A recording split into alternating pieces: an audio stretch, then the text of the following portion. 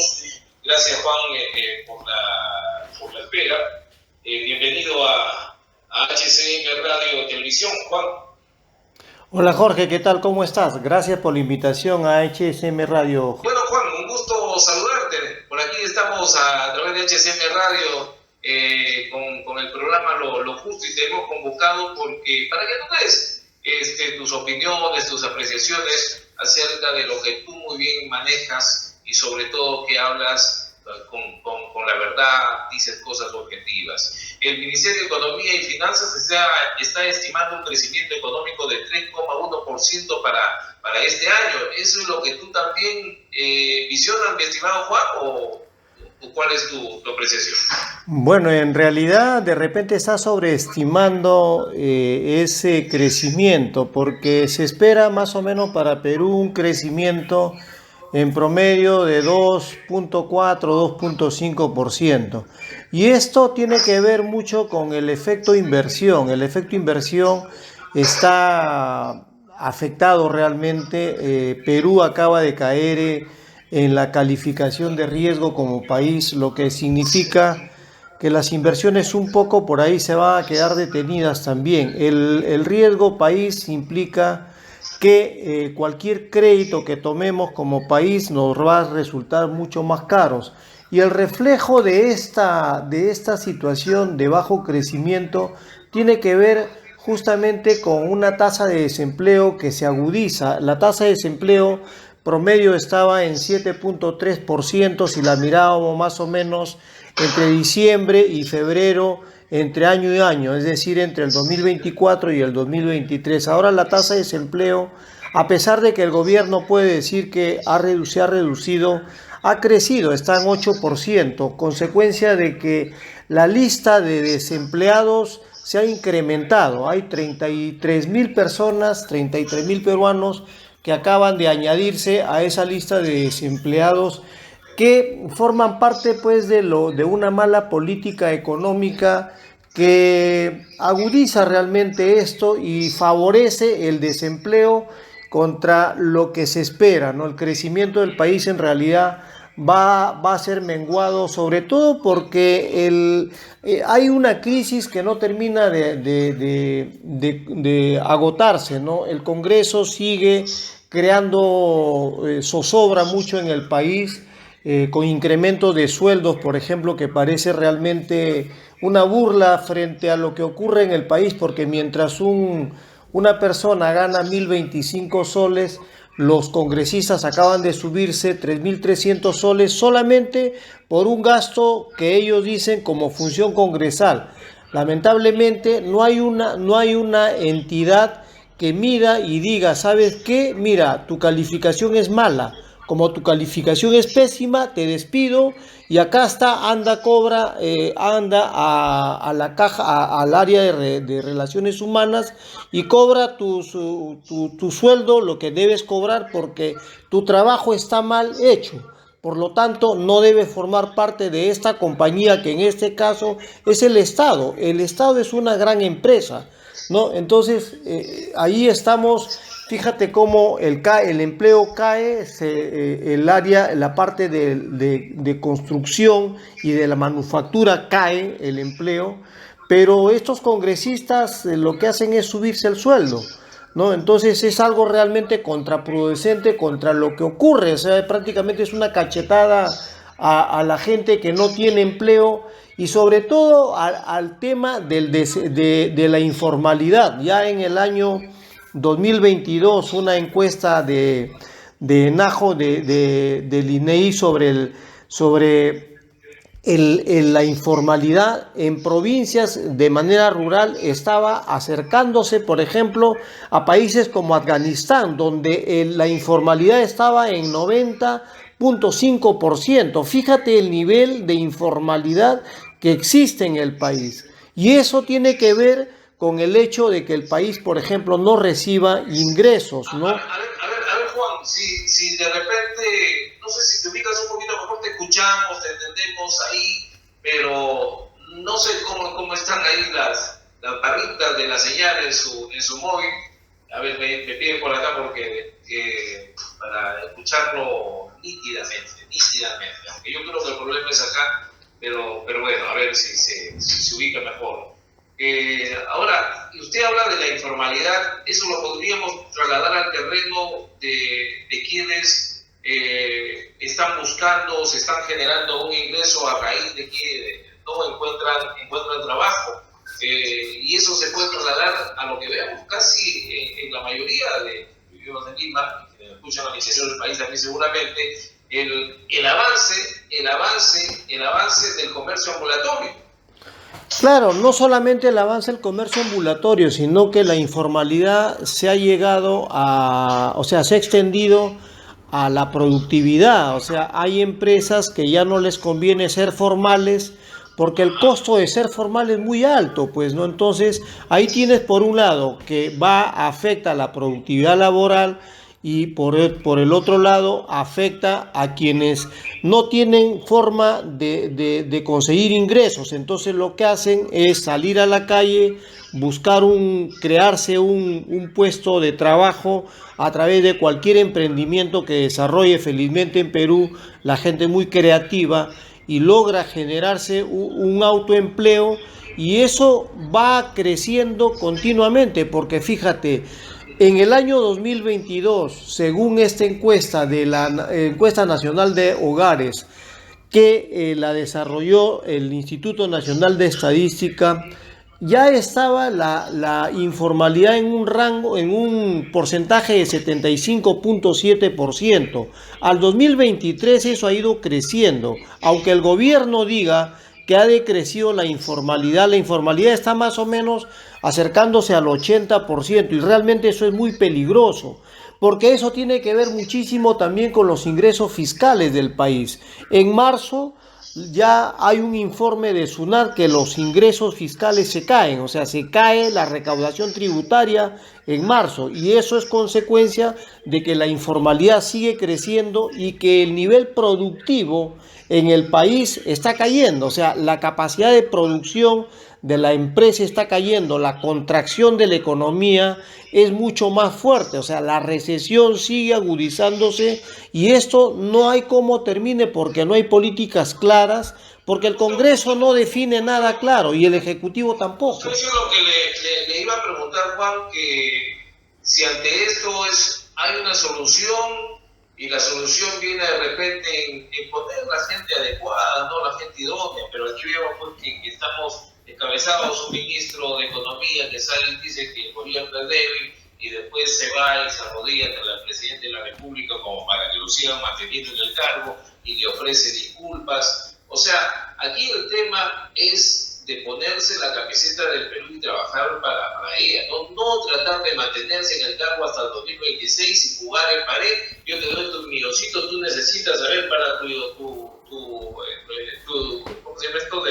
Del aumento que tienen ahí en el Congreso de la República por la función congresal, porque al final de cuentas ese billete va neto para sus bolsillos, ¿no? Ese es un engaño, muchachos, que no es parte del sueldo. Pero ahí están jugando en pared para mantenerse en el 2026. ¿Soluciones, Juan? Sí hay. Sí, en realidad lo que se tiene que hacer, Jorge, en momentos complicados en donde el país, cualquier país del mundo vive de impuestos. Cualquier país del mundo vive de ingresos tributarios.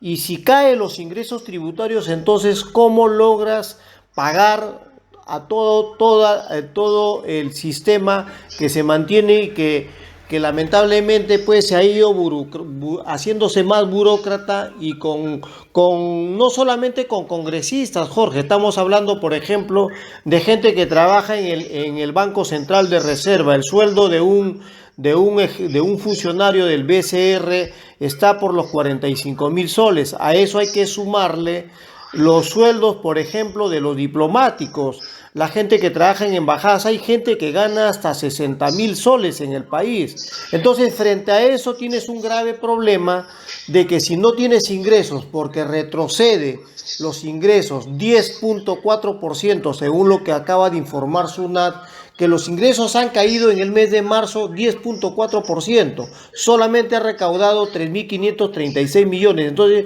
fíjate ese impacto que tiene en el erario nacional, y que eso incrementa por otro lado el déficit fiscal. Ya el déficit fiscal ha superado las expectativas. Por ejemplo, en el 2023 se esperaba un déficit fiscal de 2.2%.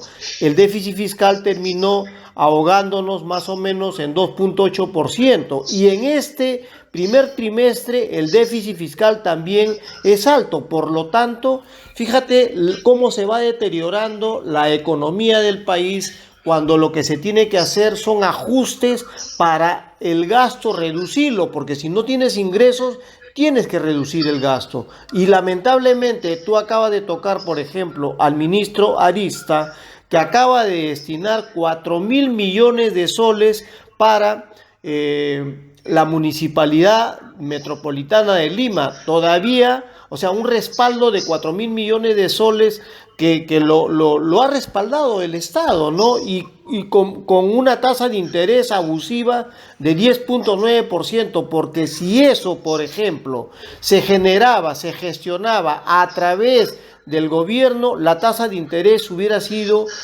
mucho más baja, incluso mucho más baja, ¿no? Pero así están las cosas en el Perú, pues, ¿no?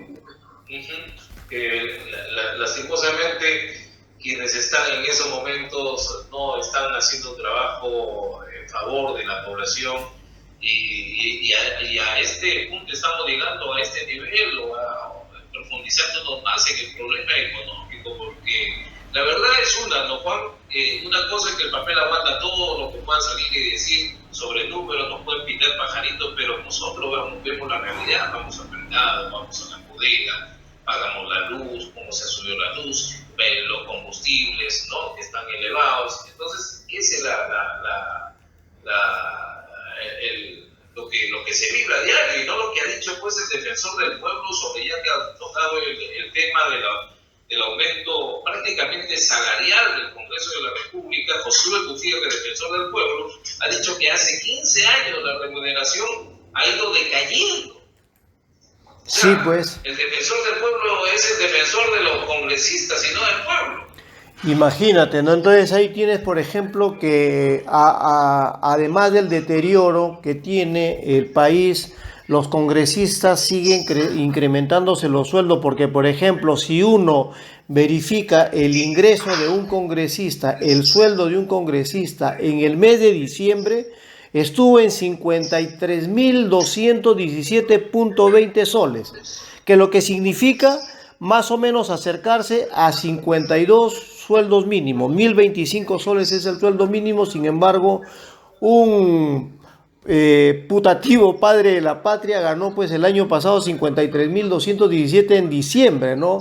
Y esto es porque el sueldo que ellos reciben es 15.600 soles, una gratificación de diciembre 15.600, una asignación por un pésimo desempeño de 7.617.20 y un bono de 9.900 soles, más viáticos, y fíjate, y todo lo demás, que eso llega pues a que el país, o sea, siga retrocediendo, ¿no? Entonces estamos mal. Hay que empezar a cortar los gastos, y los gastos tienen que empezar por ejemplo, frenar este frenesí de los congresistas de querer gastar el dinero porque se le da la gana, ¿no? O sea, 400 millones de soles el gobierno nacional destinó para el Congreso, cuando ese dinero podría haberse destinado para crear trabajo, para fomentar la inversión en el sector micro y pequeña empresa, que realmente ese es el que se debe impulsar, porque el sector de micro y pequeña empresa es la que genera el trabajo. La grande empresa ya no genera trabajo, importa trabajo incluso, ¿no? Pero lamentablemente pues así seguimos en el país, Jorge. Bueno, para terminar, a ver, esta entrevista con Juan, escuchar sus apreciaciones, algo más sobre lo que ha dicho el defensor del pueblo sobre el gobierno de Dina Boluarte. Él se refirió sobre también el defensor sobre las recientes declaraciones del titular del Ministerio de Economía y Finanzas, José Arista, Usted también habrá escuchado, Juan, que José Arista dijo que la gestión de la presidenta Dina Boluarte es un gobierno débil. Entonces, Gutiérrez ha mencionado que no comparte la opinión porque aspira a la consolidación del Estado democrático y eso pasa por respetar las instituciones, pero no nos respetan a nosotros.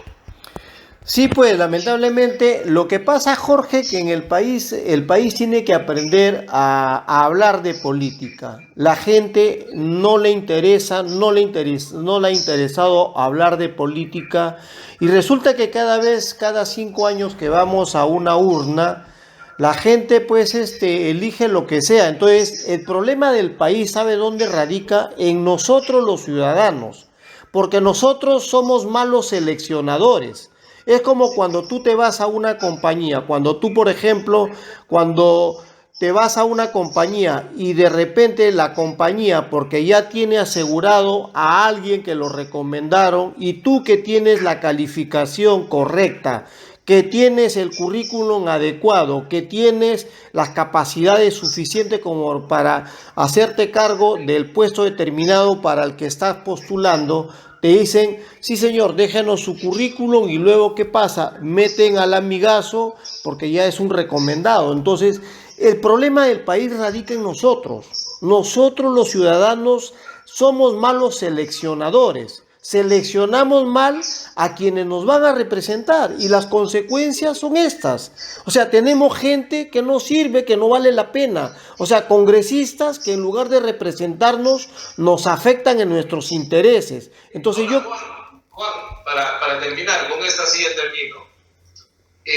Dina Boluarte ingresó al gobierno por izquierda, con Pedro Castillo, con Cerrón y toda esa gente, ¿no? Ya.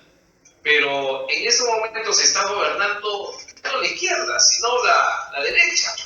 ¿O no es así? Bueno, es cierto, no, en realidad, fíjate, yo escribí un artículo en una red que mantengo, me siguen ahí 25,000 personas y de profesionales, y ahí hablé, por ejemplo, de que si Boluarte, en el momento que Castillo comete la burrada de quererse volver dictador, ya sea por lo que fuera, porque lo obligaron o porque se sintió arrinconado o por X razones, en ese momento, cuando Dina Boluarte recibió el cargo más importante que tiene un país, se volvió presidenta. En ese momento, si Dina Boluarte hubiera dicho, señores, bien, hoy soy la presidenta, les agradezco a todos, es lamentable lo que acaba de hacer el presidente Castillo, pero yo soy una persona honorable.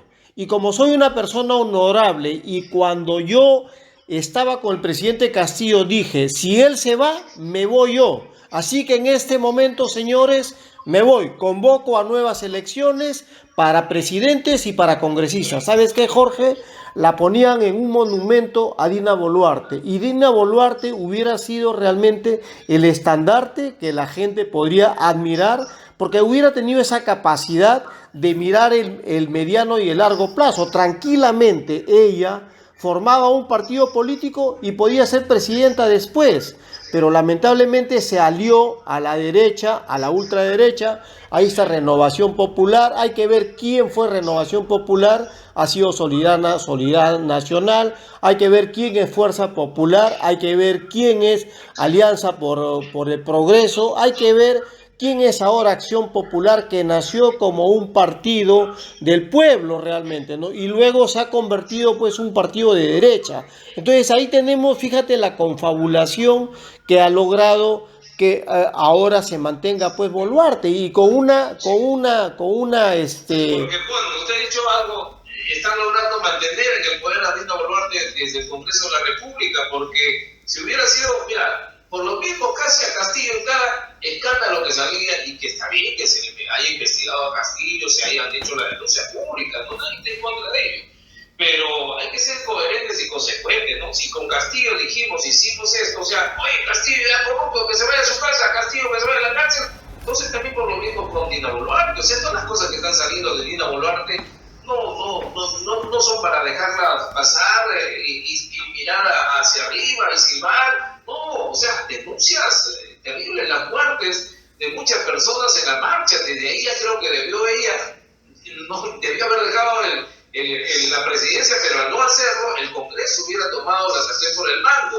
Lo que hace poco se ha conocido de que la fiscal Patricia Benavides le habría alcanzado las preguntas sobre casualmente el interrogatorio que se iba a hacer acerca de los fallecidos en la marcha contra ella y contra el Congreso. O sea, eso ya amerita pues, para que en el Congreso de la República, así como se portaron con Castillo, se porten también con Dina Boluarte, pero no lo hacen porque ahora están pues gobernando, ¿no? En realidad está gobernando la derecha y la ultraderecha en el país, Jorge. No está gobernando la izquierda. Y por otro lado, ¿sabes qué? Tenemos una falsa izquierda en el país.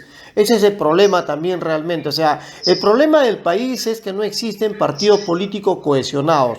Una falsa izquierda que no sabe ni siquiera a dónde apunta, porque si supiera exactamente a dónde apunta, por lo menos leyeran la constitución política y se enmarcaran dentro de esa constitución que lamentablemente es la que hizo Fujimori, pero se enmarcaran, por ejemplo, para establecer cambios fundamentales y estructurales, como es, por ejemplo, la modificación del Código Tributario, por un lado, como la modificación de lo que significa la reforma del Estado en la parte judicial. Ya te puedes imaginar el Ministerio Público y el Poder Judicial. Todo lo que ocurre es justamente porque no hay una reforma integral del país. Las estructuras del país hay que moverlas. Hacemos una cosa, lo vamos a convocar para el próximo martes. Estoy aquí en HCM Radio martes y jueves para el martes y seguir conversando sobre estos importantes temas económicos y también sobre coyuntura política, ¿le parece? Con mucho gusto, Jorge. Porque hay todavía bastante por conversar, pero el tiempo ya no gana. Un abrazo, Juan. Gracias. Otro para ti y saludos a toda tu audiencia. Gracias. Estuvo con nosotros Juan Tábara Valladares, economista formado en la Universidad Nacional Mayor de